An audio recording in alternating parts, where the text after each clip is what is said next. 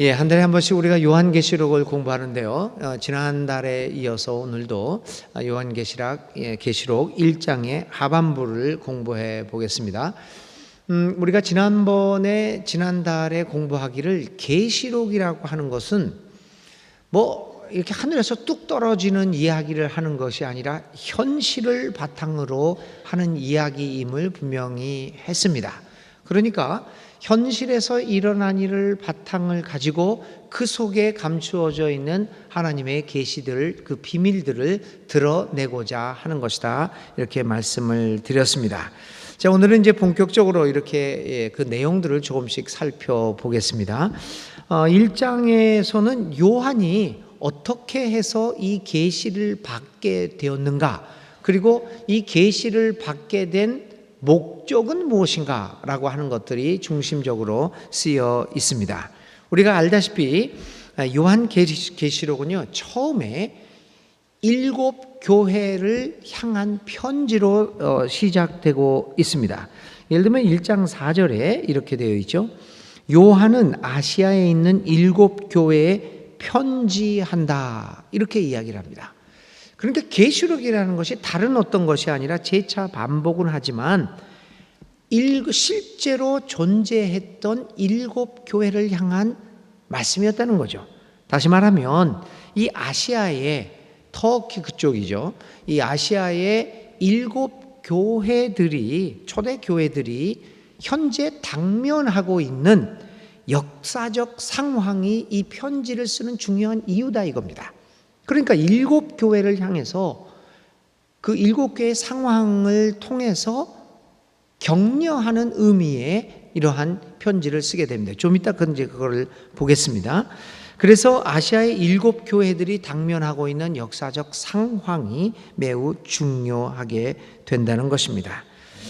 하지만 이 묵시가 당시의 7 교회만을 향한 것은 아닙니다.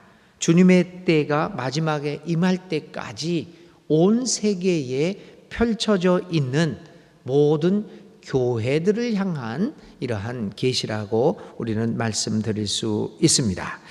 자, 그러면 9절부터 이제 그렇게 해서 이제 4절에서 8절에 그렇게 7 교회를 향한 편지라고 하는 것을 분명히 말한 후에 이제 요한이 자기가 편지를 쓰게 되는 동기를 이야기합니다. 7 교회를 향해서 편지를 쓰라고 하는 그리스도의 명령을 이제 요한이 받습니다. 그런데 여러분, 이 요한이 그리스도의 명령을 받게 될 때 그는 어떤 상황에 처해 있었습니까? 그걸 9절에 이야기를 하고 있죠. 어떤 상황이었습니까? 나 요한은 너의 형제요 예수의 환난과 나라와 참음에 동참하는 자라. 하나님의 말씀과 예수를 증언하였으므로 말미암아 반모라 하는 섬에 있었더니, 다시 말하면 반모라고 하는 섬에 유배되어 있었던 상황이었습니다. 요한의 상황은 핍박을 받고 있는 상황이었습니다. 마찬가지로 오늘 요한이 편지를 쓰고 있는 7 교회도 마찬가지로 핍박을 받는 상황에 처해 있었습니다. 요한은 그 어떤 이유로 핍박을 당했습니까? 요한이 추방당한 이유는 그렇게 분명하게 나타나지는 않고 있지만 요한계시록 자체를 통해서 우리가 어렴풋이 이제 그 짐작을 할 수 있는데 1장 9절에 보면은 요한이 핍박을 당해서 이렇게 추방되어 있는 이유를 이렇게 얘기합니다. 하나님의 말씀과 예수를 증언하였으므로. 그러니까 이 사람이 핍박받은 이유는 하나님의 말씀과 예수님을 증언하였기 때문에 갇혔다는 겁니다. 이건 무엇을 의미하고 있습니까? 7 교회도 마찬가지로 하나님의 말씀과 예수를 증언하였기 때문에 이 7개의 교회도 마찬가지로 로마로부터 많은 박해와 어려움에 처해 있었다라고 하는 것을 이야기하고 있습니다. 요한과 7 교회가 박해를 당한 이유는 다른 어떤 것이 아닙니다.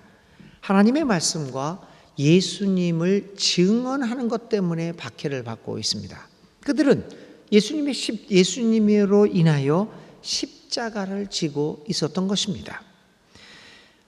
그렇지만 계시록은 이러한 핍박을 받고 있는 내 자신과 교회를 향하여 쓰여졌지만, 그러나 계시록은 우리에게 분명히 증언을 합니다. 하나님의 교회는 이러한 핍박에도 불구하고 언젠가는 결국 하나님의 심판하는 그때가 올 때까지 그 환난을 잘 견디고 승리할 것이라는 것을 가르쳐주고 있습니다. 그러니까 계시록의 총 주제는 무엇일까요? 현재 상황, 핍박받는 상황을 이야기하면서 굉장히 많은 어려움들을 겪게 될 것이다. 적그리스도와 교회를 핍박하는 많은 세력들은 끊임없이 꾸준하게 우리의 목숨을 위협하고 우리를 멸망으로 몰아가게 될 것이다. 그 와중에서 우리는 정말 이루 말할 수 없는 환난과 어려움을 겪게 될 것이다. 그렇지만 두려워하지 말라. 결국에는 하나님이 심판하는 날이 올 것이고, 그 심판하는 날이 되었을 때 우리는 반드시 승리하게 될 것이라고 하는 희망을 주고 있습니다. 오늘 7개는 세계 전체에 흩어져 있는 그리스도의 교회를 의미합니다. 그리스도의 교회도 마찬가지로 오늘날에도 하나님의 말씀과 예수님을 증언하고자 하면 여러 가지 의미에서 박해를 받을 수밖에 없습니다. 참 이상하죠. 왜 진리를 전하는데, 왜 참을 전하는데 박해를 받고 탄압을 겪을 수밖에 없는 것입니까? 요한복음에서도 그렇지만 그 이유는 한 가지로 세상이 어두움으로 뒤덮여 있기 때문입니다. 세상의 어두움은 빛을 당해낼 수가 없기 때문에, 그래서 그 빛으로 인하여 불편해지기 때문에 그들은 이 빛을, 진리를 핍박할 수밖에 없을 것입니다. 요즘도 마찬가지가 아니겠습니까, 여러분? 사실 환난과 고난과 이러한 그 어려움이 없이 하나님의 교회가 가장 순탄하게 가고 있다면, 이건 조금 우리가 고개를 좀 갸우뚱해 볼 필요가 있습니다. 이 말은 뭐냐면요, 여러분, 우리 사회에 일어나는 개인적인 감정과 내 잘못으로 일어나는 어려움을 얘기하는 것이 아닙니다, 여러분. 우리 교회에 어려움들이 있으면 그거를 하나님께서 주시는 환난이라고 생각합니다. 그건 곤란한 얘기죠. 그건 우리가 잘못했기 때문에 나의 감정으로, 나의 욕심으로 부딪혀서 일어나는 일들은 그건 하나님이 주시는 환난이 아닙니다. 우리가 자초한 말썽이지요. 그러니까 우리는 분명히 그것을 구별해야 됩니다. 우리 교회가 당하고 있는 문제가, 어려움이 과연 우리들의 잘못이냐, 아니면 진리를 수호하다가 겪는 것이냐. 근데 우리는 그거를 구별하지 않지 않습니까? 오늘 7교회와 요한이 겪고 있는 환난은 하나님의 말씀과 예수님을 증언함에 있어서 겪는 고난입니다. 그 고난을 하나님께서는 책임져 주시고 우리로 하여금 승리하게 만들 것이라는 겁니다. 만일 여러분, 오늘 우리가 우리의 욕심 때문에, 우리의 감정 때문에, 우리의 뜻 때문에 많이 치고받고 싸운다면요, 거기는 하나님이 계시지 않습니다. 거기는 하나님이 해결하지 않습니다. 어쩌면 그렇게 하다 보면 그 교회는 망할 수도 있습니다. 이걸 우리가 분명히 해야죠. 하나님은 하나님의 말씀과 예수를 증언하는 데 있어서 고난을 겪고 있을 때 주께서는 반드시 그와 함께하여 진리가 승리하게끔 만들어 갈 것입니다. 그러므로 오늘 우리는 요한계시록을 공부를 시작하면서 다시 한번 하나님으로 인하여 받는 고난과 문제와 환난인지, 아니면 우리 스스로들이 만들어내는 문제인지를 구별할 수 있는 통찰력과 그러한 성찰력이 필요한 것입니다. 만일 우리들의 문제라고 하면 우리들이 회개하고 고쳐 나가면 됩니다. 진리로 인하여 박해를 받는 것이라면 하나님의 도우심을 기대해야 합니다. 오늘 요한계시록은 이러한 음성 요한계시록을 통하여 하나님은 우리에게 너희가 박해를 받고 있느냐? 하나님의 말씀과 나를 증언하기 때문에 너희가 진리를 전파하기 때문에 사람들로부터 미움을 받고 박해를 받고 있느냐? 그러나 그렇다면 실망하지 말아라. 내가 너희들과 함께해서 심판의 날에 너희들이 참 빛이었음을 반드시 보여줘서 환난을 견디고 승리를 하게 해줄 것이다. 이런 음성을 우리에게 들려줍니다. 요한이 그러한 하나님의 음성을 들었듯이 오늘 우리도 하나님의 음성을 이 시기에 듣고 하나님의 명령이, 우리를 향한 명령이 무엇인지를 잘 분별하도록 해야 할 것입니다. 이제 그래서 이제 이 요한은 이렇게 이제 자기의 처지와 일곱 교회의 처지를 비교한 후에 곧바로 이제 10절 이하에부터 이제 자기의 계시를 받은 이야기를 합니다. 자, 그런데 이 계시를 받는 과정에서 이 과정에서 중요한 일이 하나 발생합니다. 10절에 나팔 소리 같은 큰 음성이 들려옵니다. 그리고 뭐라고 얘기를 하냐면 이제부터 네가 보는 것을 두루마리에 써서 이 에베소, 서버나 교회와 같은 모두 7 교회에게 네가 본 것을 직접 보내라, 편지에 써서 보내라 라고 하는 명령을 갑자기 받습니다.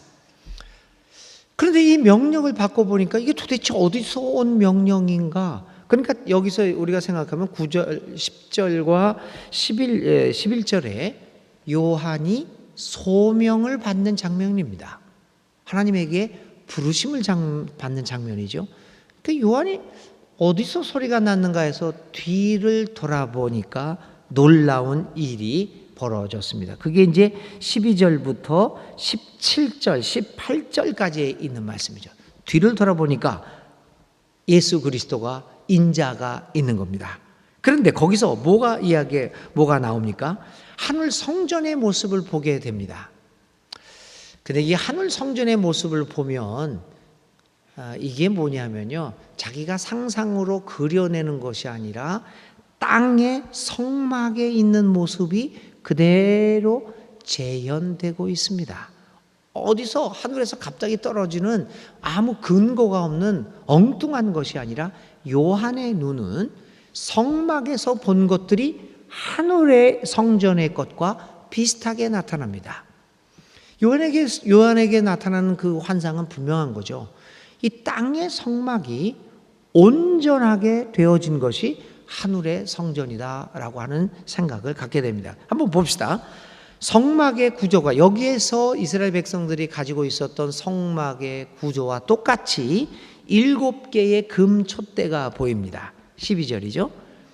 그런데 20절에 이 7개의 금 촛대는 7 교회를 상징한다고 20절에 그거를 설명을 하고 있습니다. 우리가 성전에 7개의 금 촛대가 있었죠. 그 촛불을 밝히면서 우리가 레위기 읽을 때 새벽기도 나오신 분들은 다 그거 배웠어요. 그 7개의 촛대에 불을 붙여놓음으로 해서 그 불을 끄지 않도록 하죠. 성막이. 그렇게 함으로써 이 성막이 세상의 어둠을 밝히는 빛의 역할을 하라라고 하는 의미로 불을 끄지를 않습니다. 그래서 땅의 성막에서 그곳을 기름으로 밝히는 것처럼 교회도 세상의 어둠을 밝히는 촛대라고 하는 것을 이 요한은 우리에게 말합니다. 그러니까 성막의 구조가 그대로 하늘의 성전으로 나가게 되는 것이죠. 그런데 그 가운데 그 7개의 촛대가 있는데 그 가운데 이상한 사람이 하나 보입니다. 근데 이런 13절에 요한은 그거를 인자 같은 분이 거기에 있다. 그 인자라고 하는 것은 다니엘서에 나오는 이야기들을 여기에서 이제 말하고 있는데, 이제 요한은 이 인자 같은 이를 예수님으로 이제 동일시하고 있는 것이죠. 그런데 그분의 모습은 이렇게 보이고 있습니다. 궁중에서나 입는 발이 끌리는 긴 옷을 입고 있습니다. 가슴에는 금띠를 띤 가슴띠를 가지고 있었고요. 머리와 머리털은 흰 양털이나 눈과 같이 희었고, 눈은 불꽃같이 빛났고, 발은 화덕에 달구어낸 노새와 같았고, 음성은 물소리같이 우렁찹니다. 오른손에는 교회의 천사인, 그 당시에 이제 이 고대 사람들은 천사가 있었다라고 믿었죠. 각 교회를 수호하고 있는 수호 천사들이 있었다라고 믿었습니다. 그래서 7개 별을 갖고 있습니다. 이 7개 별은 7 천사를 의미하는, 당시의 세계관입니다. 7 천사가 각 교회들을 하나님을 대리해서 이렇게 보호하고 있다라고 하는 것을 의미하고 있죠. 그러니까 다시 말해서 이 7개의 교회가 하나님에 의해서 보호받고 있음을 이런 상징적인 모양을 통해서 이야기하고 있습니다. 이 천사는 7뼈를 쥐고 있고, 입에서는 날카로운 양날칼이 나왔다. 입에서 양날칼이 나왔다라고 하는 것은 여러분들이 상상되는 말이 있죠. 뭐가 상상될까요? 히브리서에 하나님의 말씀은 날선 칼날과 같다, 양날칼과 같다라고 하는 말이 연상이 됩니다. 그리고 이제 얼굴은 해와 같이 빛났다, 빛으로 표현을 합니다. 또 요한복음의 사상들이 얼굴이 예수님이 해처럼 빛났다라고 하는 것이 반영되어 있는 것 같이도 보입니다. 자, 이렇게 하늘의 궁전과 성전과 예수 그리스도의 모습을 이렇게 먼저 소개를 합니다. 이러한 예수님의 모습은 이제 요한계시록 4장 이후부터 계속해서 이 반복되어 나타날 것입니다. 요한이 본 하늘의 성전과 예수님의 모습은 이미 그가 알고 있었던 이야기들이, 알고 있었던 그런 생각들이 조금 더 완벽하게 성취된 것으로 나타나고 있습니다. 어떤 이런 그리스도에 대한 묘사는 이제 4장부터 우리가 조금씩 나올 때마다 다시 한번 살펴보겠습니다. 하여튼 요한은 이제 이렇게 완벽한 모습으로 나타난 예수 그리스도를, 하늘의 그리스도를 만나게 됩니다. 하나님을 보게 된 것이죠. 그때 어떤 현상이 발생하게 됩니까? 하나님을 만나니 어떤 일이 발생하게 될까요? 17절에 그는 죽은 자 같이 되었습니다. 하나님을 만나니 그는 죽은 자처럼 엎드러질 수밖에 없었습니다. 그는 이제 죽었습니다. 그는 이제 거룩한 죄인의 몸으로서 거룩한 하나님을 만났으니 이제 죽은 자 같이 되었습니다. 이제 내가 거룩한 하나님을 보게 되었으니 이제 나는 죽었다. 또 어떤 일이 상상이 되는가요? 죄인의 몸으로서 만군의 여호와 하나님을 배웠으니 이제 나는 죽었노라 고백한 사람이 또 한 사람이 있었죠. 누구였습니까? 이사야서 6장에 보면 이사야가 성전에서 하나님을 뵙니다. 그가 얘기하는 게 입술이 부정한 자로서, 그러니까 죄가 있는 자로서 만군의 주 여호와를 만났으니 이제 나는 죽게 되었다. 똑같은 장면이 이제 보여주고 있죠. 구약에서처럼 요한의 생각에는 감히 어떻게 내가 주님을 배울 수 있을까? 이제 나는 죽었구나 이렇게 생각했을지도 모릅니다. 그야말로 공포와 두려움이 그의 전신을 사로잡았습니다. 여기서 마치 끝나는 것 같습니다. 이제 요한은 더 이상 살 길이 없는 것 같습니다. 그런데 거기에 놀라운 일이 발생하지요. 17절에 계속되어집니다. 저는 이 요한계시록의 말씀에서 1장에서 말씀에서 1장 17절이 읽으면 정말 가슴을 뛰게 하는, 지난주 우리가 얘기할 때 가슴을 뛰게 하는 믿음에 대해서 얘기했는데 이 구절은 정말 우리의 가슴을 뛰게 합니다. 죽게 되었는 엎드려져 죽은 자 같이 된 나에게, 그 다음에 17절 중간 부분에서부터 이렇게 얘기합니다. 그가 오른손을 내게 얹고 이르시되 두려워하지 말라. 주님은 늘 그랬듯이 또 떨고 있는 제자에게 다가오시며 사랑의 언어를 사용하십니다. 그 오른손이 다가와 죽은 자처럼 되어서 여기에 엎드려져 있는 요한의 어깨에 닿습니다. 여러분 한번 상상해 보십시오. 그 오른손이 다가와서 떨고 있는 나에게 이렇게 닿았을 때 내가 느끼는 감정은 어떤 감정일까? 그러면서 목소리가 하나 들려옵니다. 얘야, 두려워 말아라. 나는 처음과 나중이니 내가 너와 함께하니 두려워 말라. 이런 느낌을 받았습니다. 이런 일을 했을 때 그는 어떤 느낌이었을까? 정말 포근하고 그러한 감동에 어려서 그는 다시금 그 죽은 상태에서 일어날 수 있었을 것입니다. 이 장면도 여러분 뭐가 하나 또 형성되죠? 그대로 이사야서 6장에 이사야의 모습이 연상이 됩니다. 이사야도 마찬가지입니다.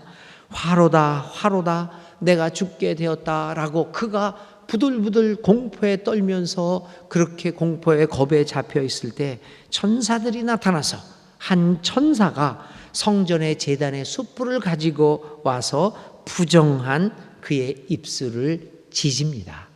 그래서 이사야로 하여금 살게 만듭니다. 똑같은 장면이 요한에게 나타납니다. 여기서는 요한이 입술을 숯불로 지진 것이 아니라 사랑의 주님께서 직접 나타나셔서 입술을 지지는 대신 손을 얹고 이야기를 합니다. 그를 다시 살려줍니다. 이사야도 마찬가지죠. 천사가 와서 그를 살려줍니다. 자, 이렇게 요한이 다시 그 죽은 자의 입장에서 일어났을 때 비로소 주님이 말씀합니다. 11절에 네가 보는 것을 책에 써서 7 교회에 보내라. 그리스도의 명령이 나옵니다. 요한에게 주는 소명의 말입니다. 여러분, 하나님의 소명이 언제 들려지는 걸까요? 하나님이 언제 우리를 부르시는 걸까요? 우리가 성경에 보면 뭐 이사야도 그렇고 또 예레미야도 그렇고 아모스 뭐 여러 가지 그 선지자들이나 또 요한의 문제에서도 볼 때 대부분의 경우에는 하나님의 따뜻한 사랑을 경험하고 하나님으로부터 다시 일으킴을 세움을 받을 때 하나님의 소명이 들립니다. 거꾸로 얘기하면 여러분 하나님의 사랑을 정말 가슴 깊이 가슴 뛰게 경험하는 것 없이 자기가 소명받았다고 하는 것은 거짓 소명일 가능이 많다는 겁니다. 하나님의 소명은 하나님의 부르심은 먼저 하나님의 사랑을 깊이 가슴 떨리며 받았을 때 우리에게 소명이 옵니다. 요한은 엎드러져서 이제 죽게 되었구나 의기소침해지며 아무것도 할 수 없다고 느꼈을 때 주님이 그의 오른손에 어깨에 손을 얹어서 얘야 두려워하지 말라라는 감격 어린 그 경험을 했을 때 하고 납니다. 그때 주님께서 이제 일어나서 네가 본 것을 편지를 써서 7 교회에 보내라.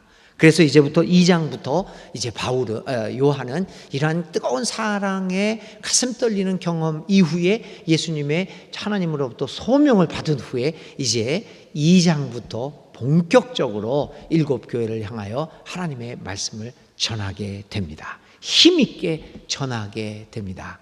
사랑하는 교우 여러분, 이처럼 오늘 요한계시록을 통해서 1장에서 우리가 볼 수 있는 것, 하나님과의 그 따뜻함, 가슴 떨리는 그 경험이 얼마나 우리에게 중요한 것인가. 그것을 평생, 그 경험이 오늘 우리를 평생 지켜줄 것입니다. 그런 경험 없이 그저 습관적으로 그저 교리가 그러니까 이게 이 신앙 갖는 것이 이거 재미가 없습니다. 따뜻한 이 사랑의 추억들이 오늘 우리 일생을 지켜줄 것입니다. 어려울 때, 힘들 때 여러분 하나님과의 그 가슴 떨렸던 경험들 한번 생각해 보십시오. 그 사랑의 경험이 의기소침해지고 실망하고 포기 상태에 있는 우리들을 다시금 일으켜 세울 것입니다.